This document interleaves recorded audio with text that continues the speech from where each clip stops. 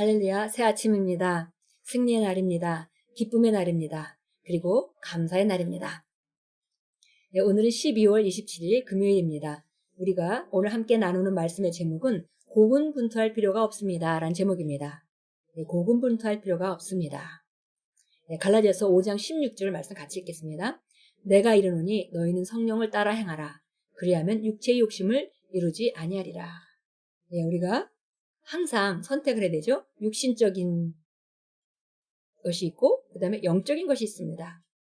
어떤 생각도 육신적인 생각이 있고 영적인 생각이 있습니다. 말도 육신적인 것이 있고 영적인 것이 있죠. 선택도 육신적인 것이 있고 그리고 영적인 것이 있습니다. 그런데 우리가 영적인 것을 선택한다면 우리가 승리하는 자로 육체의 욕심을 이루지 않고 살아간다. 이렇게 말했습니다. 읽겠습니다. 에베소서 4장 25절은 말합니다. 그런즉 거짓을 버리고 각각 그 이웃과 더불어 참된 것을 말하라. 이는 우리가 서로 지체가 됨이라. 이 구절은 당신에게 어떤 말을 멀리하기 위해 노력하라고 말하고 있지 않습니다. 오히려 이제 당신이 그리스도 안에 있으므로 진리가 당신에게 자연스러워졌다는 것을 알려주고 있습니다. 이제 당신은 그리스도의 삶, 의의 삶을 사는 것이 자연스럽습니다. 우리가 구약식의 접근으로 이걸 하면 안 됩니다. 이렇게 해야 합니다. 어떤 방법론적인 것을 말하는 것이 아니라 바로 우리가 성령을 따라 행하는 것이 더 자연스러워졌다. 육체의 욕심을 이루는 것보다 더 자연스러워진 그런 생명, 새 생명 가운데 우리가 살게 되었다라고 말하고 있는 것을 우리가 알 수 있습니다. 요한일서 3장 9절은 이렇게 말합니다. 하나님께로부터 난 자마다 죄를 짓지 아니하나니 이는 하나님의 씨가 그의 속에 거하며 그도 범죄하지 못하는 것은 하나님께로부터 났음이라. 일부 학자들은 이 구절에 대해 고심해 왔습니다. 그들의 경험과 너무 다른 말이었기 때문입니다. 그러나 이 구절이 말하는 바는 매우 명확합니다. 누구든지 하나님께로부터 난 자는 죄를 짓지 않습니다. 그러나 여전히 많은 사람들은 의문을 가지고 있습니다. 제가 죄를 짓지 않으려고 그렇게 노력하는데도 죄를 짓는 내 자신을 발견합니다. 그런데 어떻게 이 말이 사실일 수 있습니까? 그래서 그들은 사도 바울이 로마서 7장 15절에서 한 말이 그들의 삶과 더욱 일치한다고 생각합니다. 내가 행하는 것을 내가 알지 못하노니 곧 내가 원하는 것은 행하지 아니하고 도리어 미워하는 것을 행함이라. 그러나 사도 바울이 말한 대상은 율법 아래 있던 아직 거듭나지 않은 사람들이었습니다. 바울은 계속해서 이렇게 말했습니다. 오라 나는 공고한 사람이로다. 이 사망의 몸에서 누가 나를 건져내랴. 그러고는 답을 주었습니다. 그러므로 이제 그리스도 예수 안에 있는 자에게는 결코 정죄함이 없느니 당신이 해야 하는 일은 성령 안에서 행하는 것입니다. 오늘의 본문 구절이 말하는 내용입니다. 성령을 따라 행하라. 그리하면 육체의 욕심을 이루지 아니하리라.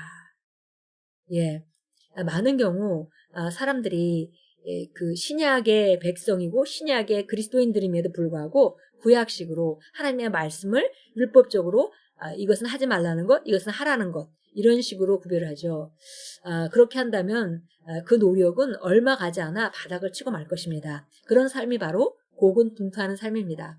이런 삶의 한계를 하나님이 아셨기 때문에 우리에게 속사람을 완전히 바꿔버리는, 거듭날 때 바꿔버리는 그런 그 하나님의 지혜가 우리를 옛사람으로부터 완전히 해방시켰습니다.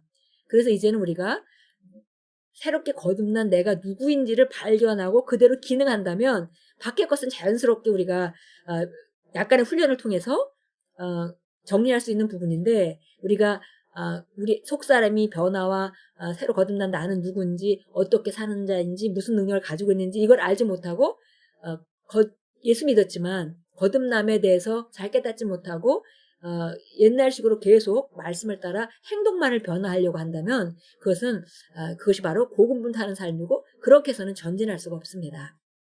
그래서 바로 성령을 따라 행하라. 그러면 육체의 욕심을 이루지 아니하리라 그랬습니다. 우리는 성령을 따라 행할 수 있고요. 그리고 그것은 물론 성장하며 정도 차이가 다른 것을 우리가 인정할 수밖에 없습니다. 마치 어린아이가 완벽하게 인간으로 태어났다 하더라도 5살짜리와 2살짜리는 인간으로서의 능력에 한계가 있죠. 또 20살 되는 그런 성인이 된 사람하고는 완전히 그 인간으로서의 능력이 다릅니다. 그래서 우리가 성장이라는 과정이 필요하긴 하지만 우리가 알아야 되는 것은 내 수준에서 늘 성령을 따라 아는 말씀만큼 바른 것을 선택하고 행하고 살아간다면 우리는 점점 거듭난 나답게 그렇게 살아가게 될 것이고 당연히 성령의 인도를 받고 살아갈 것이고 그리고 육심은 이루지 않는 삶을 살게 되는 것입니다. 그리스도 안에서 당신이 어떤 자인지를 인식하십시오. 당신을 하나님의 의로 인식하고 그에 합당하게 행하십시오. 그렇게 할 때 당신은 진정한 그리스도인의 삶을 사는 것이 당신의 영의 자연스러운 일이라는 것을 발견하게 될 것입니다. 하나님께서 의와 참된 거룩함으로 진짜 당신의 영을 창조하셨기 때문에 그러므로 당신은 바른 것을 행하거나 바르게 살기 위해 고군분투해서는 안 됩니다. 이것이 그분께서 우리에게 그분의 의를 주신 이유입니다. 당신 안에 있는 그분의 의는 죄를 뛰어넘어 죄의식 없이 살아갈 수 있는 능력을 줍니다. 예, 우리가 어떤 자인지 인식하는 것, 예, 그것이 바로 우리 안에 하나님 주신 의를 인식하고 의인답게 살아가는 것, 그것이 바로 자연스럽게 우리 영에서 일어날 수 있는 일이고요. 처음에는 우리가 옛날 가지고 있던 그런 그 혼적인 영역의 프로그램 때문에 죄를 짓고자 하는 유혹도 생기고 또 안 지려고 노력하고 이렇게 고군분투하는 것이 약간 있는 것 같지만 시간이 갈수록 내가 자연스럽게 내가 하나님 말씀대로 기능하고 또 하나님의 그 성령을 따라 인도받고 움직일 때 가장 나답고 가장 힘이 있고 그렇다는 것을 발견하게 되고 이제 그런 일이 영을 따라 사는 것, 말씀을 따라 사는 것이 자연스러운 것을 발견하게 됩니다. 바로 우리가 그런 그 사람으로 창조되었기 때문이죠. 그래서 그리스도에는 고군분투할 필요가 없다는 것입니다. 우리가 의를 가지고 죄인의 그런 삶과 다른 죄를 뛰어넘고 더군다나 죄의식이나 정죄의식이 없는 그런 삶을 살 수 있도록 이미 우리에게 하나님께서 새로운 생명을 주셨습니다. 참고 성경 보겠습니다. 로마서 6장 14절입니다. 로마서 6장 14절입니다. 죄가 너희를 주관하지 못하리니 이는 너희가 율법 아래 있지 아니하고 은혜 아래 있기 때문이라. 예, 아주 명확하죠. 죄가 우리를 주관하지 못한다고 말했습니다. 우리가 은혜 아래 있기 때문에 그렇습니다. 거듭난 자는 죄가 우리를 주관할 수 없습니다. 그러나 사람들은 이렇게 안으로부터 밖을 변화시키는 안에 내가 누구인지로부터 인식하고 그런 삶으로 밖을 변화시키는 그런 접근을 잘 못하고 있기 때문에 계속 밖의 행동만 가지고 옛날 가지고 있는 프로그램 안에서 유혹을 받고 죄를 짓고는 또 죄에 진 것에 대해서 후회를 하고 그 다음에 안 지려고 하지만 또 같은 방식으로 접근함으로 또 실패하고 이것이 바로 고군분투하는 삶이죠. 그런데 성경은 분명하게 죄가 우리를 주관할 수 없다고 말하고 있고 그렇다면 우리는 바로 우리 안에 죄가 우리를 주관할 수 없는 의의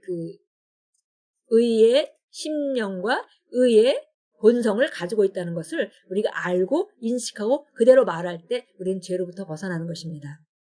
예, 현상을 보고 자꾸 이 인간은 다 죄를 질 수밖에 없어. 이런 접근은 바른 접근이 아닙니다.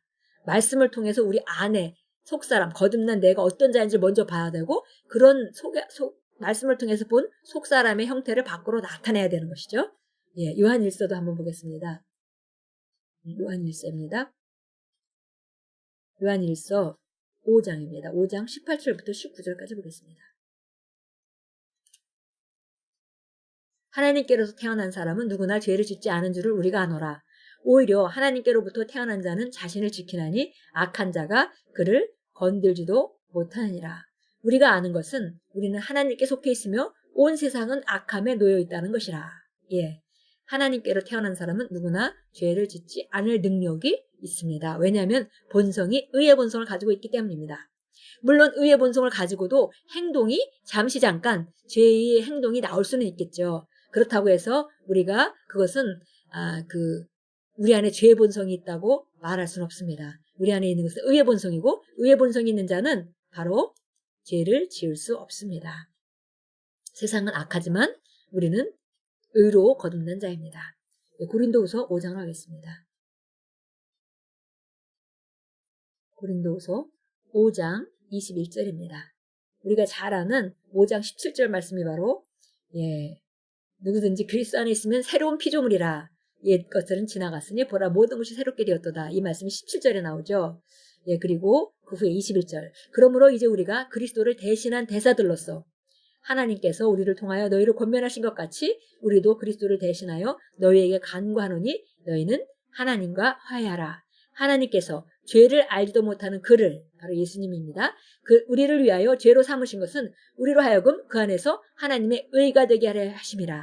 예, 그분이 우리 죄를 가져가셨고 우리는 의인이 되었습니다. 고백합니다. 나는 그리스도의 경이로운 행위를 내세우고 그분의 덕과 완전함을 내보입니다.